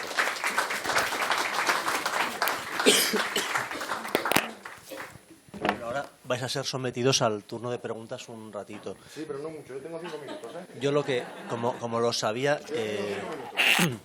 de verdad que agradezco un montón y no me imagina, bueno, sí me lo imaginaba, pero me ha sorprendido muy gratamente la claridad en la exposición y yo también llevo muchos años oteando esa ingeniería social, ¿no? Que efectivamente tiene como 3 pasos siempre. Se detecta un problema, se agrandan los datos y se diseña un remedio que destroza la institución. Siempre ha sido así en todo el mundo. Los 3 pasos se van cumpliendo, tal. Entonces, como contra eso lo que hay que hacer es políticas, pues yo, Daniel, te ofrezco, y creo que serías la persona perfecta para trabajar juntos un plan integral de apoyo a las familias. Podríamos montar algo así, pues con la fundación, con la universidad, contigo, personas que tú veas que desde su área tengan claro que es política centrada en la familia, independientemente de que esté en economía, en educación, en donde toque, ¿no? Así que, bueno, ese guante está lanzado y si te apetece, lo organizamos. Bueno, y ahora ya viene Alberto moderando. Bueno, Brillantes los dos, la verdad es que ha sido una de las exposiciones maravillosas. Hay una frase que está muy extendida y es que los políticos no me representan. En la calle se oye muchísimo y la gente que está muy alejada de la política. A mí me gustaría que viera a todos y cada uno de los políticos que estáis aquí, que escuchase a los viceconsejeros que hemos tenido, que escuchase a la clase académica y que viera la implicación de todos los políticos, en este caso de la Comunidad de Madrid, porque es donde estamos y donde se hacen, y que vieran la implicación de los políticos por el bienestar, cómo trabajan por el bienestar de todas sus familias, ¿no? Por lo tanto, a mí sí me representan los políticos de la Comunidad de Madrid y me siento muy orgulloso de todos vosotros. Empezamos con el turno de preguntas. Yo también quería decir, aquí hay personas de varios políticos. Está Mariano, que es diputado de la Asamblea de Madrid, que es incondicional de estas sesiones. También creo que es una persona implicadísima y preocupadísima por las familias de la Comunidad de Madrid. Y hay un partido nuevo, ¿verdad?, que es Valores, que yo creo, no los conozco, pero sé que también están aquí. Sed bienvenidos a estas sesiones. ¿Quién empieza? A ver, ¿quién ha levantado? Venga, espera.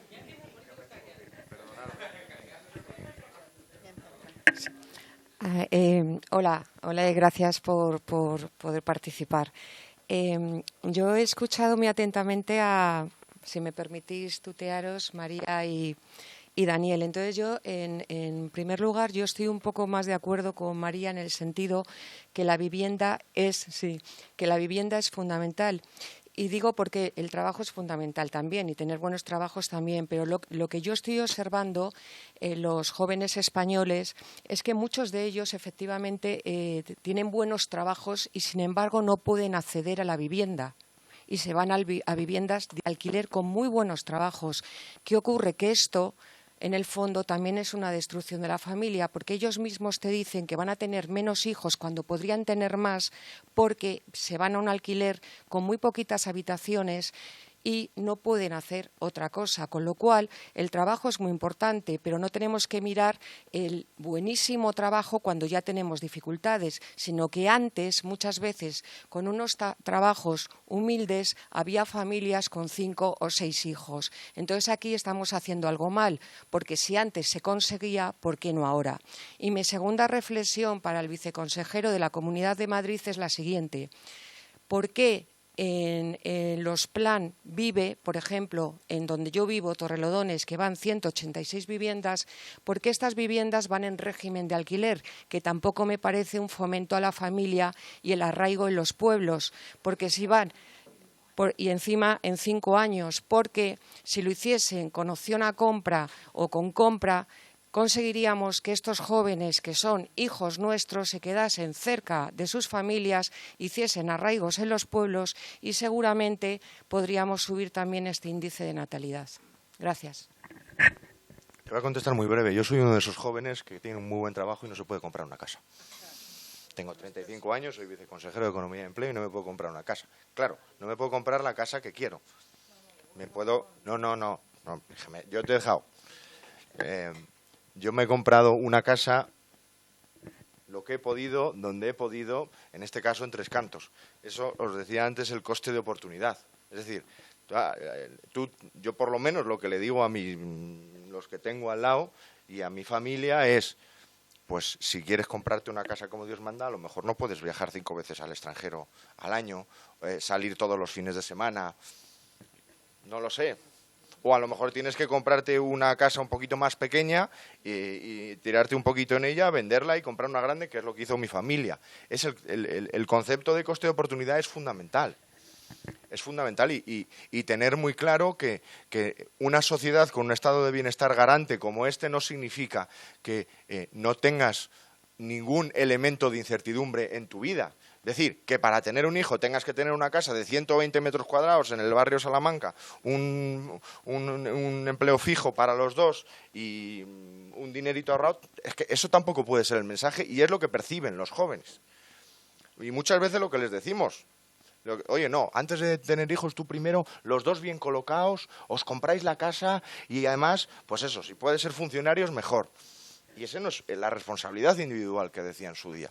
Con lo cual, yo creo que el acceso a una vivienda de los jóvenes actual, sin decir que sea fácil, por lo menos no es más difícil que el acceso a una vivienda de los jóvenes de hace 50 años. Es mi opinión como joven.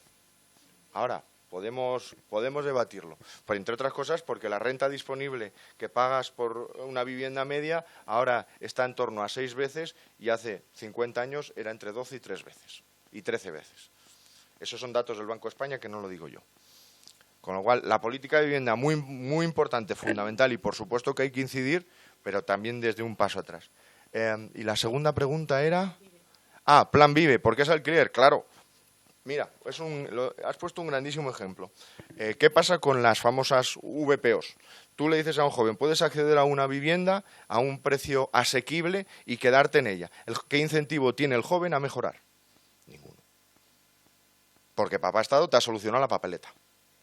El Plan Vive en alquiler es una medida para incorporarse al mercado inmobiliario, para tener una vivienda, para fomentar esa familia y que puedas crear tu vida, pues eso, con unas bases y no dependiendo de la labor del Estado. Ese es el espíritu. Luego, si hay que cambiarlo, pues ya lo evaluaremos en su momento. Y perdonadme que me tengo que ir. Venga, gracias a todos. Bueno, muchas gracias. ¿La acompañas tú? Gracias. Muchas gracias. Gracias. Hasta luego. Bueno, pues nos quedamos... No, vamos a ver, también hay que respetar los horarios y, bueno, estamos ya... Terminamos a la 1, se ha ido a las 12:30. Bueno, hay que respetar los tal. Sí. A ver, espera. Y lo digo yo que no cumplo 50 y que he vivido 2 años de alquiler en 25 de matrimonio, con lo cual no soy la voz más reconocida. Hay que tener en cuenta que la gente joven actual, con independencia de cuál sea la educación que ha tenido en su familia, tienen una cultura de sin ataduras. Y con esto no estoy diciendo que no se quieran casar, que tampoco.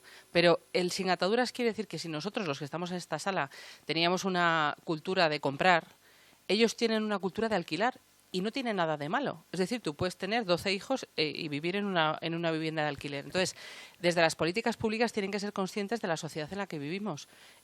Y eso no tiene marcha atrás. La gente joven hoy, y yo el otro día lo hablaba con un compañero, que nos vamos haciendo viejos porque los alumnos siempre tienen 20 años y nosotros teníamos 23, 24, 25, 50, cada vez el gap es más amplio. Entonces, eso se percibe muchísimo cuando tú tienes generaciones que van pasando por ti de año en año y ves cómo cambian. La generación actual es una generación de sin ataduras. Entonces, si queremos constituir una cultura de familia, es decir, bueno, sin ataduras, pero claro, no puedes estar hoy con 1 y mañana con 7. Eso si quieres tener una familia estable. Y es una formación que hay que dar por la salud mental de las personas. Pero en el ámbito de la vivienda no tiene nada de malo. Nosotros teníamos una cultura de compra y ellos tienen una cultura de alquiler. Pues desde las políticas públicas tienen que incentivar el alquiler. Porque si lo que quiere la gente es el alquiler, que se dediquen a políticas de alquiler. No tiene nada de malo. Se puede seguir llevando a cabo políticas de familia desde la política de la libertad de lo que cada uno quiera, porque no tiene nada de malo el no tener una inversión en una vivienda. O sea que le puedes decir que bien por el Plan Vive. Vale. A ver, Mariano. Gracias, Alberto. Desgraciadamente se ha ido el viceconsejero, pero tendré la oportunidad de citarle en alguna comisión en la Asamblea, donde tiene sí o sí bastantes más minutos que los 2 que le quedaban. Solamente por aclararle un poco a Sonsores. El Plan Vive es una concesión. Entonces, una empresa, el Estado, la comunidad o el ayuntamiento entrega el terreno a una empresa, se la queda durante 40, 50 o 70 años. Y claro, la forma de hacerlo es mediante el alquiler. Así está parido. Y que puedan hacer otras cosas, tienen muchas. Yo hoy vengo de la comisión precisamente de vivienda y hay varias que deberían de retomarlas. Estoy de acuerdo con ella. Lo que nosotros pensábamos era en la compra y ahora piensan en el alquiler. Eso es así. Y nada más, porque me quería meter con el consejero, con el viceconsejero, pero ya lo haré en otro foro. Aquí ya no. Y muchas gracias por todo, Alberto. Gracias a vosotros. Alberto, luego tú. Bueno, yo quería hacer una pequeña aclaración, o al menos bajo mi punto de vista y con ciertos datos que voy a dar a continuación. Se ha hablado aquí de que Los jóvenes de ahora, los jóvenes de 2024, en el año 2024, tienen peor capacidad de compra, de adquisición de vivienda que los jóvenes de hace 20, 30, 40 años. En mi opinión no es cierto. Y me voy a referir a unos datos. Yo soy de Fuenlabrada, de una ciudad del sur de Madrid. Soy de los pobres de la Comunidad de Madrid. El sur de Madrid es donde vivimos los pobres de la Comunidad de Madrid, ¿verdad, Marta?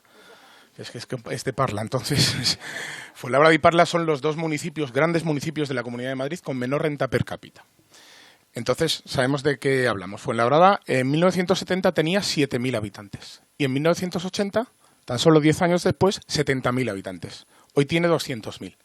¿Saben de dónde vienen esos habitantes? Cuando hablo de Fuenlabrada, esto se hace extensible al millón de habitantes que tiene el sur de Madrid: Leganés, Móstoles, Alcorcón, Getafe, Parla y Fuenlabrada. Esos habitantes eran personas que vinieron de fuera de la Comunidad de Madrid o que vivían en Madrid capital y no podían comprar vivienda en Madrid capital.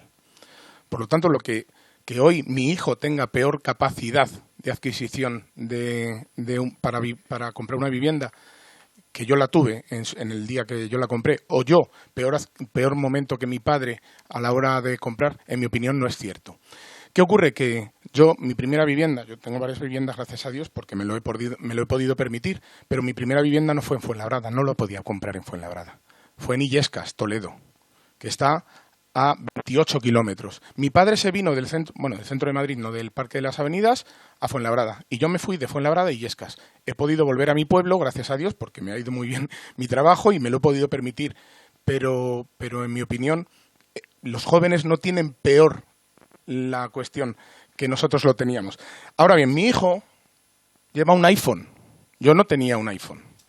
Yo tenía un Vespino que compartía con un primo mío.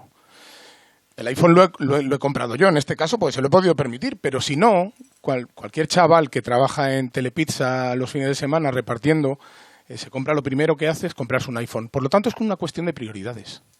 No hay más. Gracias.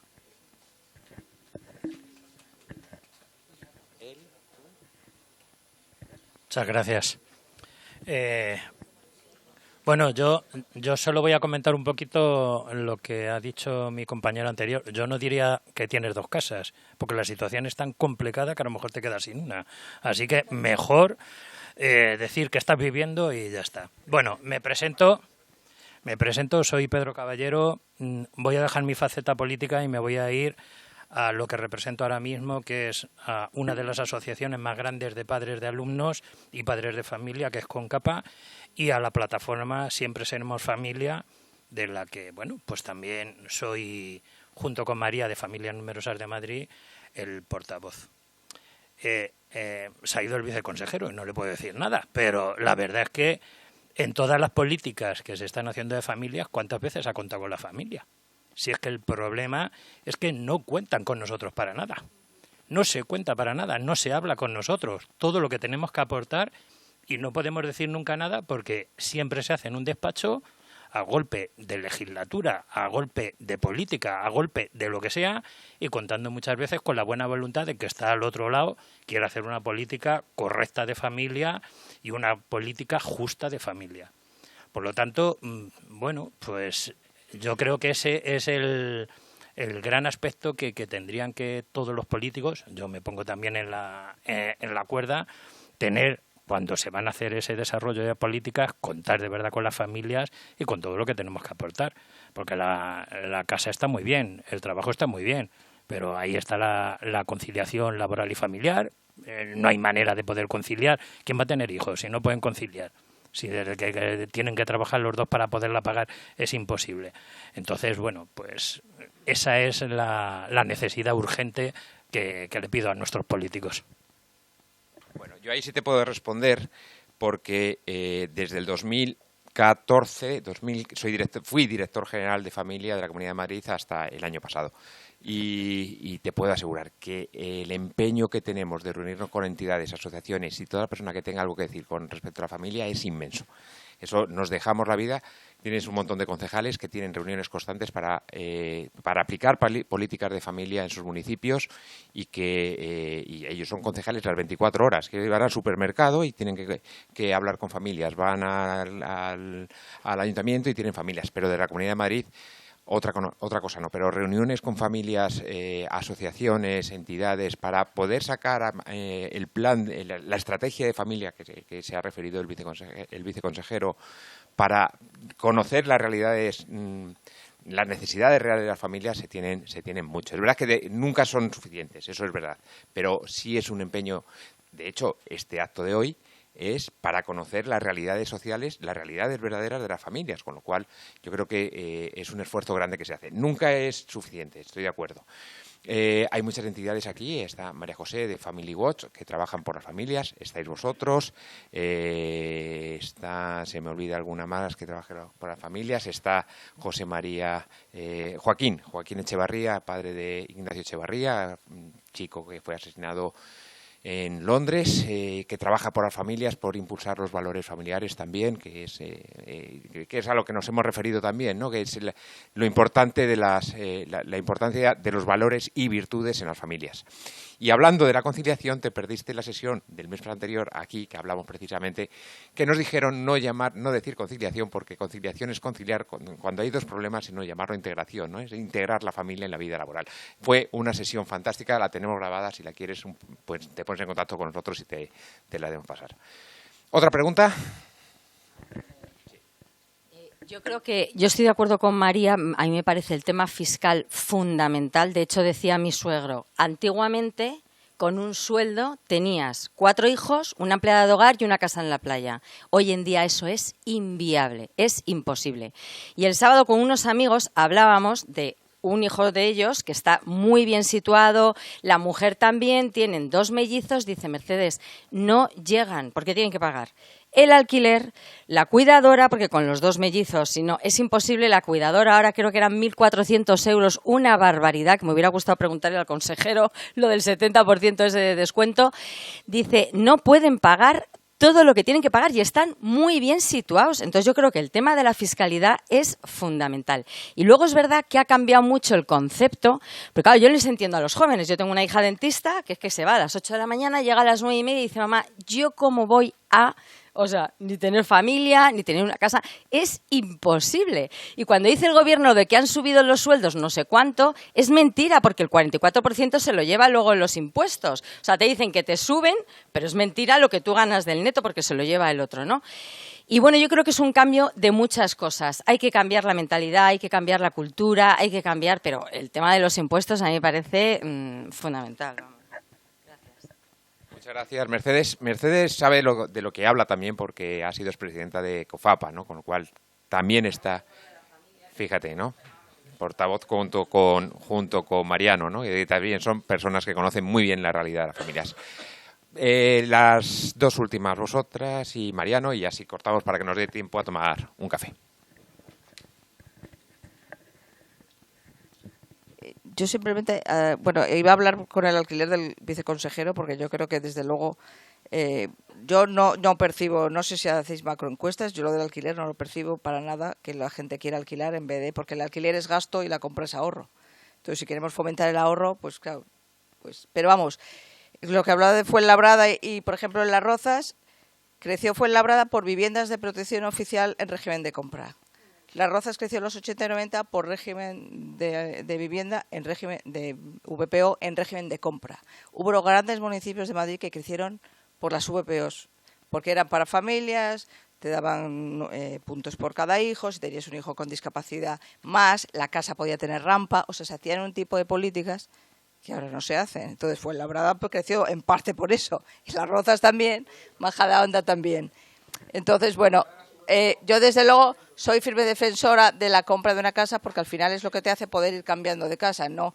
O sea, la gente, yo cuando me compré la casa no paré porque el Estado me había no sé qué, ni mis padres tampoco, o sea, no porque quiere seguir progresando. Entonces, bueno, simplemente era una reflexión. Sí. Buenos días a todos. Dejo la contestación de Elena porque venimos juntas. Soy Ana de Don Pablo, concejal de Vox en Collado de Villalba, y aquí me va a salir mi rama de profesional como economista por encima de la profesión de político, que considero que no debería existir como tal, sino que el profesional estuviese a disposición de la política. Y he de decir que mi percepción, en primer lugar dar las gracias a María porque me ha encantado la ponencia, es que evidentemente estamos en un contexto absolutamente diferente hace 50 años, 60 años, en el que, como has dicho, hay una sobrecarga impositiva sobre la vivienda. Es decir, no solamente hay políticas que incentiven la adquisición, sino que se sobrecarga impositivamente como si fuera casi un bien de lujo.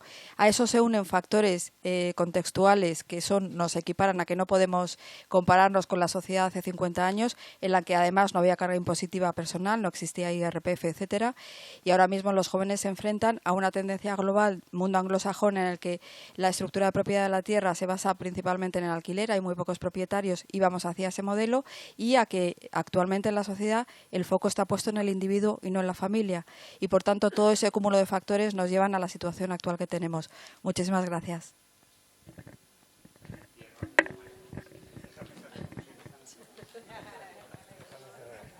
Muchas gracias, Alberto. ¿Sí? Oh, pero es que antes no he dicho, porque como se me había... No, soy diputado en la Asamblea de Madrid. Por ahí hay otro más. Ah, bien, sí, de este Senado. No, son más jovencitas que ser un Senado. Todas. No, es que en todo lo que se ha dicho ha faltado algo. En un cierto momento lo hemos limitado todo al tema de dinero, de perras. España, os la repito yo, las cifras que me las sé de memoria, en España se dedica al 1,14% del Producto Interior Bruto a ayuda a la familia, mientras que en Francia están en el 2, o cercano al 2, la cifra para el reemplazo generacional. Que no se ha hablado, y esa estrategia que ha hablado el viceconsejero, habla de apoyo a la maternidad, paternidad y fomento a la natalidad. Muy poquitas medidas son de apoyo a la natalidad. Yo creo que los chavales no se les habla de familia, no sé si tienen voluntad en casarse. Yo no tengo hijos en edad de casarse o no. Tengo nada más que nietos. Nietas todavía no han llegado a esa edad. Pero a mí me da la sensación, cuando ha hablado del esfuerzo, y cuál ha sido la otra palabra que ha usado, mérito y prosperidad. No se les enseña, o sea, la educación, la formación, la cultura, lo habéis repetido alguien, debe de cambiar radicalmente. Y lo pueden hacer desde las diferentes consejerías, desde la educación, desde la de cultura, desde las perras, porque hacen falta perras para estas cosas. Y yo creo que en eso los políticos deben de hacer un trabajo. No se resuelve, o sea, la línea que llevamos en España no se resuelve en 2 días, ¿eh? A eso sí hay que tener mucha paciencia. Muchas gracias. Bueno, pues yo creo que la propuesta de Valero es buena. Yo creo que eso se comparte en general. Hablar más de familia, os lo transmito como tal vez como línea de trabajo para vuestros ayuntamientos, para vuestras entidades, para vuestras acciones. El hablar de familia, el fomentar el espíritu de familia y hablar en positivo de familia, que eso también viene en la estrategia de familia, el empoderamiento del matrimonio, ¿no? De hablar bien del matrimonio y que sea un valor más que en muchos casos una carga. Vamos a ir acabando, no sin antes dar gracias al equipo de FASE que hace posible que esto que funcione y que funcione, porque no es nada fácil, como sabe el vicerrector, hacer una sesión de este tipo. A Javier, a Paloma, a José Luis, a José Pablo, a Conchita, al vicepresidente, a Villanueva y a todos vosotros, muchísimas gracias. Estamos trabajando ya para la sesión de marzo, sabéis que tenemos una sesión al mes. Y la sesión de marzo creo que va a ser con Enrique Cerezo, ¿verdad, Ángel? Enrique Cerezo para hablar sobre ocio, familia y tiempo libre, algo tan importante. Si la economía es importante, imaginaros también el ocio y tiempo libre, ¿no? Y ocio y tiempo libre, si hablamos de familias con discapacidad, imaginaros también. Creo que es un tema apasionante, muy necesario y en el que desde las políticas municipales también se pueden hacer muchas cosas. Decía María que muchas veces los concejales están constreñidos, ¿no? No pueden hacer, muchas veces no pueden hacer todo lo que quieren, pero sí es verdad que la política municipal, esa cercanía que tienen con los ciudadanos es maravillosa. Yo he sido concejal, lo conozco muy bien y yo puedo asegurar que quitando esta época que está siendo una época maravillosa, mi época más feliz fue la de concejal, ¿no? Cuando tienes ese arraigo, ¿no? Con el vecino, que es una época maravillosa en la que se puede hacer muchísimas cosas, ¿no? Yo creo que el ocio va a ser veremos dónde lo hacemos, porque habíamos pensado, como es Semana Santa, ¿quién? Cereza en el Wanda. Estamos viendo en el Wanda, ¿no? Porque a él le gusta también venir a la universidad, tener contacto con los universitarios, pero el día 22, que estábamos pensando, porque Exacto, está cerrado porque ya es Semana Santa. Entonces estamos viendo a ver si el día 22 pues lo podemos hacer en el Wanda, que también es un buen sitio. Lo de Villanueva es muy bueno, pero Wanda tiene su punto también. Entonces, muchísimas gracias a todos. De verdad que es un gusto veros. Nos tomamos un café abajo y hablamos. Muchísimas gracias.